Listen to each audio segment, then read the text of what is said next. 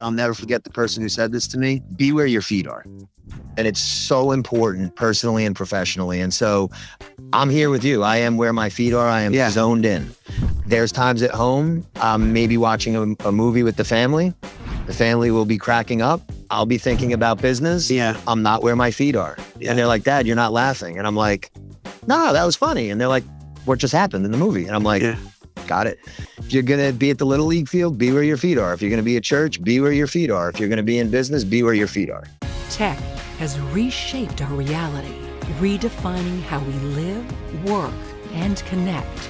And driving this revolution, real people with bold ideas. Welcome to the Bridgecast, where host Scott Kinka has in-depth discussions with the brightest minds in tech. Together, they tackle the future of work, innovation, entrepreneurship, and navigating the new realities. We invite you to experience the better way, the Bridgepoint way. Now, here's your host, Scott Kinka. Welcome to another episode of the Bridgecast. Super thrilled. We're here in sunny and today slightly balmy Las Vegas at the Channel Partners Expo and Conference. And I'm thrilled to be joined by Mark Tina of Verizon. Mark, thanks for joining us. Thank you for having me. It's an honor to be here. Appreciate it. I'm thrilled that you are. And so you've been at Verizon for quite a long time. Tell us what you do there and a little bit maybe about that journey. Sure. It's been 22 years at Verizon. I graduated college. I started with a competitor, and 3 years after I came to Verizon, and it has been a terrific ride ever since. I started out in the direct sales business organization, knocking on doors, cold calling in the boroughs of New York City.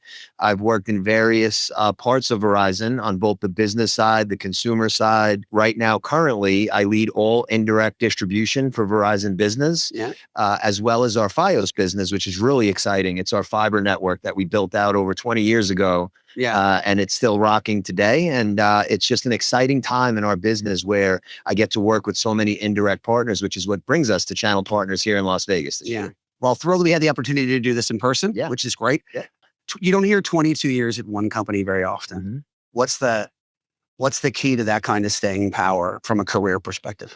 I don't just say this. I hope to work here another 20. And I say that because the company gives you the opportunity to do what you want with your career. It has all of the tools, all of the resources necessary. And it's such a large corporation that there's so many places you can go. In fact, I do take on a new role every 2 to 3 years. That's very unlike the last role. And so while I've been in one place for a couple of decades, I've had so many different jobs, and there's so many out there that I have not done yet, that I do feel like it's a different company, yet it's the same company. And I could go on and on about the benefits and the reasons, but the real reason, it's the people. The V-teamers that we have that I've built lifelong relationships with mean the most to me. And I just get out of bed excited and fired up every day to be a V-teamer. That's awesome. I'm going to get right to it though, on the career advice side. Of course. Not everybody at Verizon who's been there for 22 years is sitting in your seat. So a word of advice for somebody, maybe mid-career who's looking to, ascend to the heights that you have in your career. Not, I'm not stroking your ego here, but the heights that you have in your career, inside of a company. Like you give us one piece of advice, career advice. I'll tell you what, I give this advice to new hires when I speak to them. I go into their classes a lot and I say, look at Verizon as a career and not a job. I think nowadays people do move jobs a lot more frequently. And I say, look at Verizon as a career, a place that you can learn, a place that you can develop, a place that you can network and become whatever it is that you want in life, right? We have lawyers, we have marketeers, we have operations people, sales people, we have pilots that fly our planes and things of that nature. And so you can be anything you want at Verizon. And so what I say is, look at this as a career, but more importantly, invest in yourself. You got to make investments in yourself that will pay dividends for a lifetime. Got it. Be open, right? Be open. Opportunity. That makes sense. Let's talk about you personally. So, I mean, very quickly, this already sounds like a couple of Northeasterners. So, but I'll let you tell the rest of the story. Where are you from? So I'm from New York City. I grew up in Queens, New York. And then at 32 years old, I started to move around with Verizon. Pretty much still around the Northeast, though. So I'll tell you about my family in a second, but we moved to Boston. From there, we were back in Jersey. Then we were in Pittsburgh. That's the furthest we went from New York. Okay. Then we were back in Boston, and now we're in New York. Got it. And so from a family perspective, my wife, Nicole, and I have been married for almost 20 years. We have 2 boys, Nicholas and Mark Jr., 18 and 15 this year. Okay. So there is no shortage of chaos when I'm home, which I never am. So God bless your wife. God bless my wife. Fantastic. You said Jersey. You get to the Jersey Shore. What's the summer? So Jersey Shore is awesome, but for summers, my favorite is Cape Cod in Massachusetts on the South Shore there. We love Cape Cod. Like I said, the kids are getting a little older, so it's a little boring to hang out at the beach with mom and dad. But for the last 10, 15 years, we go there every summer. We rent the same home, and it's just wonderful. Good for you. Yeah. Last question about you, and then we're going to get into Verizon and tech stuff. Absolutely. Everybody's got a superpower. Yep. What's yours? I believe my superpower is connecting with people. And it's interesting. I just met you and I feel a strong connection. Yeah. And I have this ability to find people, connect with people, and build meaningful, deep relationships that matter. And they last a long time. And listen, you might need my help one day. I might need your help one day. And I believe a relationship is a two-way street where I like to give more than I take. And sometimes maybe I take more than I give. But in the end, my superpower and what I live on is my relationships with people that matter. Makes sense. I love that. Give without expectation of anything in return is going to come back to you. 100%. I love that. Well, let's get into a little bit of, I mean, you're here, you got the V on, V teamer. I like that, by the way. I hadn't heard that yet. Yeah. I think, if you made it this far in the podcast, you found this interesting, but you probably know who Verizon is, or you think you know who Verizon is. Yeah. Reset that for us. Who's Verizon to you and who's Verizon today? I love that you said to reset that, because Verizon has reset as a company over the last, I would say, few years. Okay. We've always been known as the phone company, right? Can you hear me now? And back in the day, your landline would ring and it was probably a Verizon phone, especially in the Northeast, like you said, and cell phones, and we were the phone company. Verizon has evolved, though, to be a technology company where we provide so much more than the phone. Of course, we're there for the connectivity, whether it's broadband for internet or mobility on our phones and tablets and other connected devices. But we've now taken things to a level where we're providing full end-to-end services for our business clients as well as consumers. We think of ourselves as a company that helps the world to connect, to live, to recreate, to educate, and to work, right? And so no one's going anywhere without their connectivity. And so Verizon is a company that is focused on being that connection for human beings, again, whether it's personal or professional. And so it's more than just that connectivity, where we offer many different software as a service, solutions that are out there.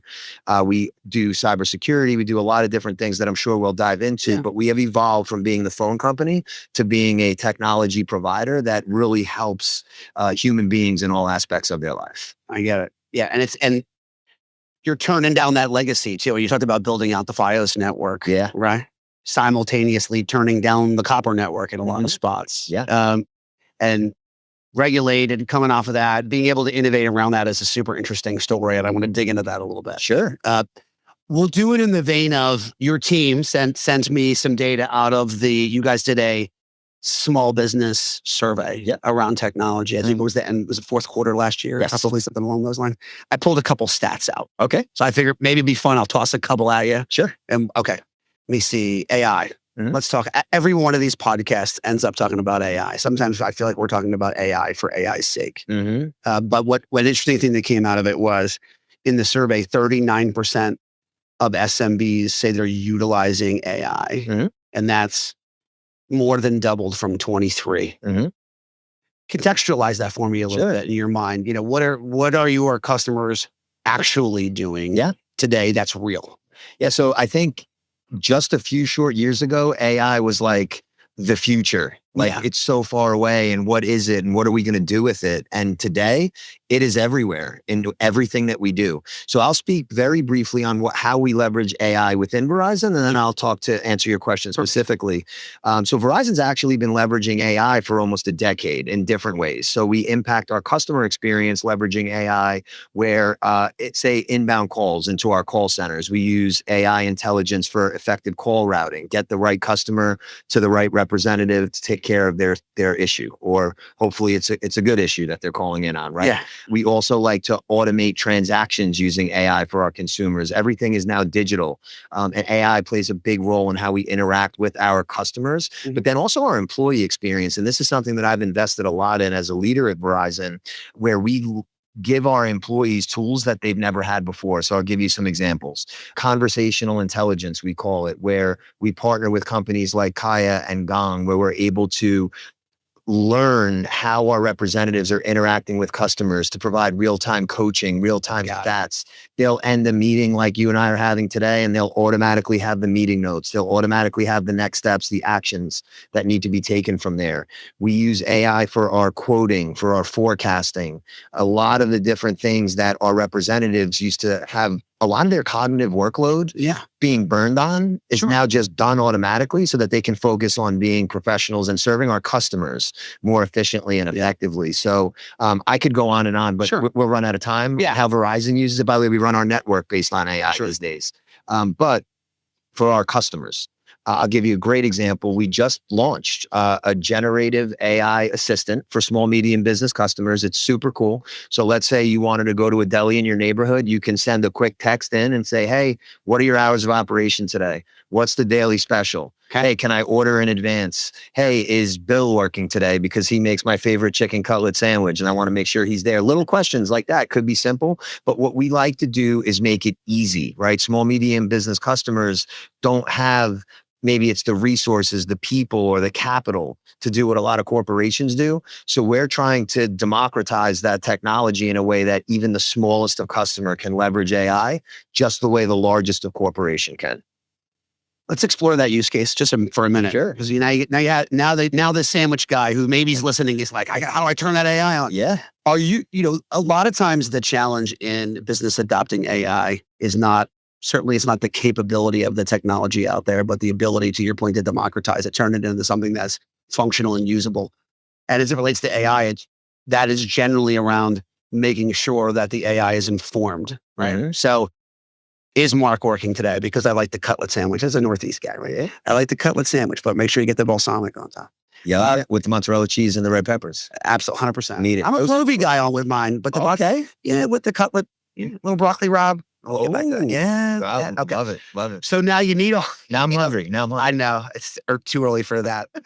But so that guy, that sandwich shop guy, he's got that information in various spots. Yep. Are you guys helping them? I mean, I get delivering them the tech, but are you helping them inform the model? Yeah. Tell me about that process a little. Sure. So I'm not an expert in AI. Sure. It's LLM, large language modeling, right? And you have to feed the machine. Yeah. It's only as good as what's fed into it, right? Yeah. And so we actually have one of our partners who's at this event with us that helps onboard that customer if necessary. And so they will help that customer to make sure they're loading the right information into the model. And then, as you know, it gets more and more intuitive as it gets utilized. So we do offer that service as well. That comes with the product. So if that business owner just, hey, I just want this to work. Yeah. We can help you make it work in a very simple. And I think that's interesting, compelling. I mean, whatever language you want to put around it, because, I think to your point about reset, right? You think about the phone company. Yeah. Right. And you're like, I get a service, I bought something, it's a wire. I get not only to sell it, the technology, but to help customers adopt is really interesting. Yeah. Well, that's a cool story around that. 75% of SMBs are currently using or planning to adopt AI. So there's just plenty of opportunity for Verizon to engage with customers at that level. I love that. Something else, you mentioned using AI in the network. Mm-hmm. And I think a good corollary on that is on the cybersecurity side. Yeah. So I don't know that people think of Verizon necessarily as a cybersecurity company, but you've got a ton of offerings around that, which we'll get to in a minute. But let me throw some numbers at you from your survey. Sure. So 60% of small businesses have upgraded security tools for networks and devices or implemented cybersecurity measures over the past year. That's at the SMB level. Does that number surprise you? I think it should be higher. I'm surprised. Clearly, yes, That's moving quickly. Yeah. Okay. Interesting. On top of that, which this I found even more interesting, half of SMBs implemented cybersecurity training for employees this year. Right? We talk a lot on the show. We have security experts on here often. The employee is actually the most risky attack vector inside of a business.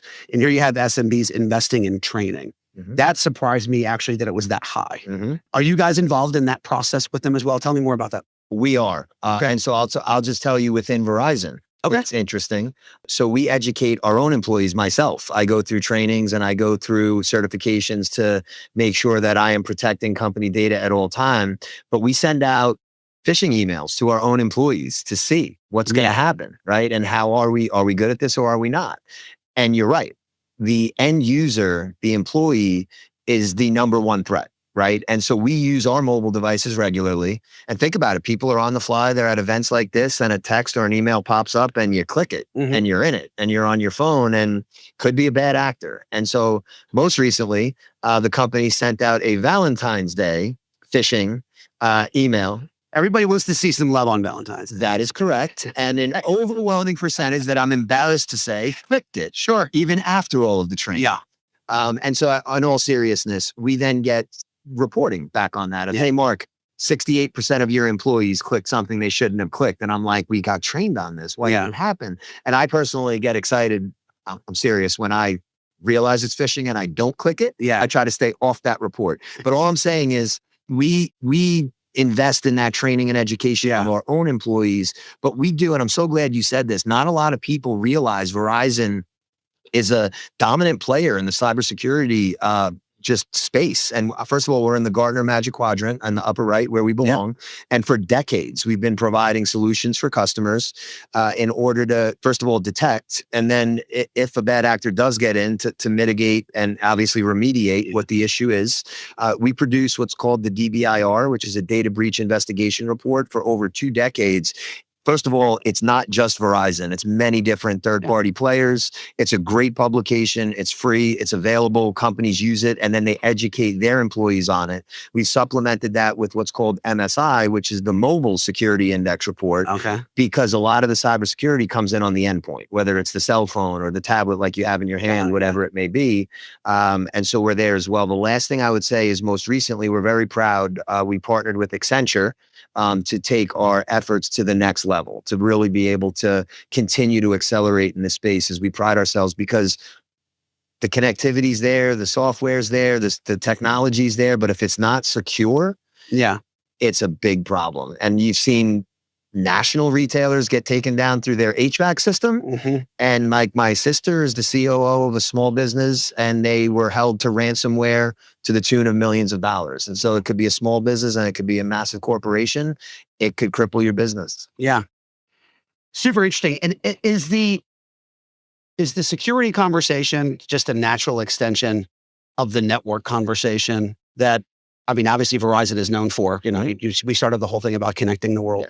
Is that sort of how you guys branch into it? Yeah. When you're with customers? In my opinion, it should be automatic. Now, like everything else, our best sellers, our seasoned, experienced sellers are going to automatically have that conversation. We train our people, we educate our people on their, just their sales sequencing. And you should never have a conversation about connectivity that does not include security. Understood completely. One other thing, as I was going through your website to prep for this, and then I have some fun questions we're going to get into, but I've done a lot, and we've talked a lot on this show about sort of rationalizing communications investments, right? So it had Verizon trunks into a phone system that was on site, and then the pandemic happened, and executives got Zoom, and then stuff was going on with, on the Office 365 side, the whole business is using Teams.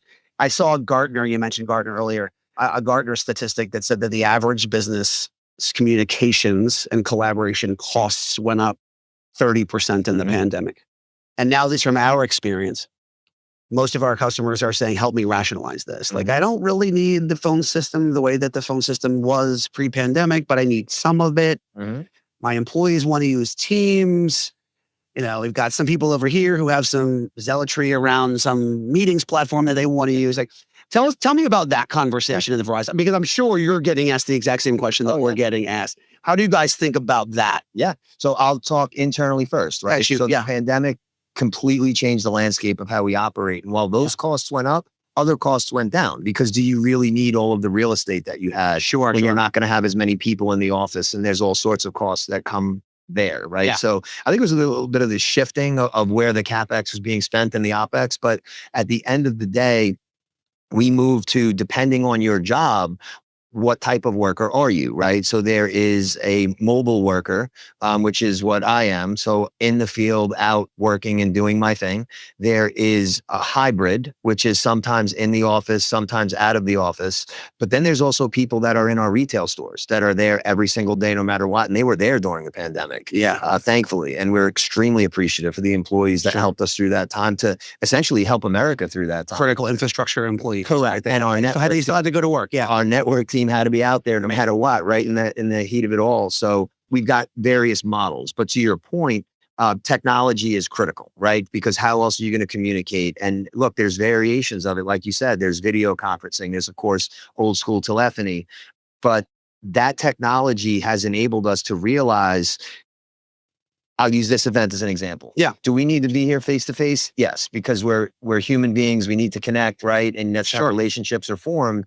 But maybe if you and I meet in a month from now, I don't have to fly to where you are. You don't have to fly to where I am. We can get on a quick video. We know each other, and we can get our business done that way. Yeah. And so I think Verizon has really led the way internally as a tech company of how we leverage technology to continue to evolve through the pandemic. But then, of course, we bring these use cases and these different solutions to our customers. And we start by asking questions. Tell us about your business. Yeah. Do you have remote field employees? We'll go back to the deli example. Yeah. You got to come to the deli to cut the sandwich, right? And regardless, we have technology for you that works well for you. Perfect. One thing that struck me as interesting as it relates to this conversation is, I'm doing a little bit of pre-prep for this, and I saw you guys have some products around Microsoft Teams integrating with mobile experiences. Just tell us a little bit about that. We're super excited about that. Okay. So we signed an exclusive agreement a couple years back, actually, with Microsoft. So Microsoft Teams, obviously best in class platform. It fits in with the rest of the Microsoft suite that everybody's so familiar with and comfortable with. And by the way, it's secure. We talked about security. The challenge, though, is it's as good as the Wi-Fi that you're connected to from a connectivity standpoint. Verizon prides ourselves on the reliability of our network. Our network is very important to us. It is our core competency and our differentiator in the market. So everything we just talked about on Microsoft Teams can now ride the Verizon network anywhere that the Verizon network exists. And so you're taking the actual connection from that, what was traditionally Wi-Fi environment or wherever it was connected to in the office or the home, right onto your mobile device. Got it. And so it literally is seamless. You can actually move from the Wi-Fi environment to our commercial network back and forth. And there's a whole plethora of features, obviously, that come with it. Yeah. But just awesome solution that a lot of customers are taking advantage of. Got it. Super cool. It's been great chatting about Verizon and catching up on it. And great hanging out today. Yeah. We always end with a little bit of fun. Can I get you with some of it? Of course. All right. Let's go.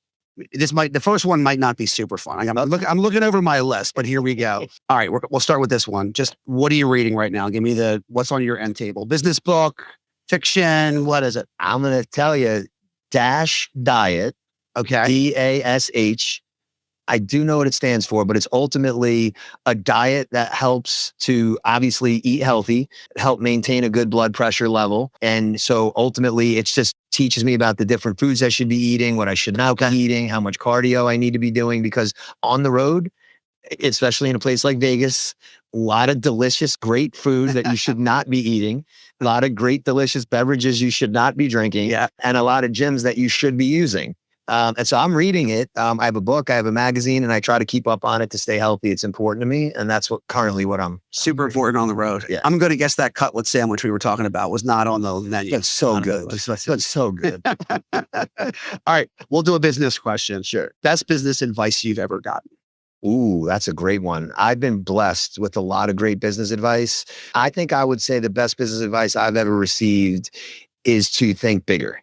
And I say that because it seems simple, right? Think bigger. Okay, what does that really mean? I think people become okay or comfortable in whatever zone they are in, right? And so, hey, I'm good. I have what I need. I enjoy what I'm doing. But what is that next level? What is that higher gear? How can you think bigger? How can you deliver more for your employees, for your customers, for your family? I come to work to provide for my family. Sure. And I always try to think bigger. And again, I said, I'm blessed. My kids have a lot more than I have, but I've had a few leaders that have really drilled that into me. Oh, you need to think bigger. You're not thinking big enough. Got it. I love that. It's kind of a little bit, it's like curiosity, I think, is undervalued as a thing that you focus on with your employees. I think the curious ones are the ones who come up with a big idea. Yeah. At the end I want to throw one more in. Go, a little more on the personal side, but I'll never forget the person who said this to me. Be where your feet are. And it's so important personally and professionally. And so I'm here with you. I am where my feet are. I am zoned in. There's times at home, I'm maybe watching a movie with the family. The family will be cracking up. I'll be thinking about business. Yeah. I'm not where my feet are. Yeah. And they're like, Dad, you're not laughing. And I'm like, no, that was funny. And they're like, what just happened in the movie? And I'm like, got it. Yeah, I say it all the time. If you're going to be at the Little League field, be where your feet are. If you're going to be at church, be where your feet are. If you're going to be in business, be where your feet are. That's great. See, there was a nugget. We told you to drop a nugget in here someplace. That's quotable. I like that. All right. Now, here's the fun one. Yeah. We talked about pandemic. Yeah. That's not fun, obviously. The fun here is, whatever dystopian future you think we may end up in. I don't know if maybe you were watching a sci-fi movie with the family, but we're in some different future, and there is only one app that's still working on your Verizon wireless phone. You get to choose which one it is. So choose it and tell me why that's the app you pick. I am old school. Okay. And it would be absolutely text messaging. Okay. Just so that I can keep in touch with the people that I love. Yeah. Super utilitarian, but I like it. Yeah. I know it's plain. I know it's boring, but if I got to have my text.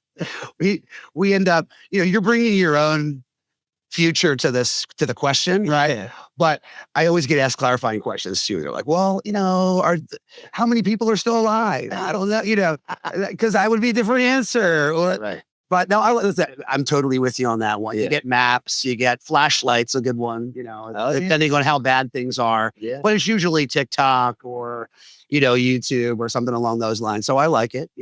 Verizon, he still wants Verizon wireless text messaging to be on there.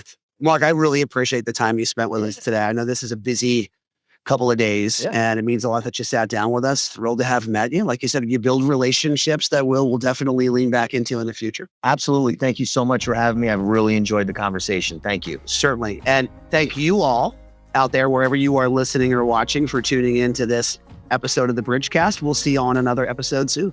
Listen, if you made it this far, there must have been some good content, or you're just a fan or a relative of mine. In either case, we appreciate you spending your most valuable asset with us, your time. We don't take that lightly. We'd also like to say one more time that we're appreciative of Bridgepoint Technologies and their belief and sponsorship of this show. We hope that if you or someone you know is thinking about your company's digital transformation, or simply the next IT project that you may not have the resources, budget, or time to get to, I'm sure that Bridgepoint, one of the country's fastest growing technology advisory and procurement firms, can help. Check out bridgepointtechnologies.com. Don't forget the E on Bridgepoint, or simply reach out to me at Skinka, SKINKA, at bpt3.net. Also take a minute, please, if you would, to give us a 5-star review on your favorite platform. It helps give us the visibility to reach other people like you. Thanks for listening to this episode of The Bridge.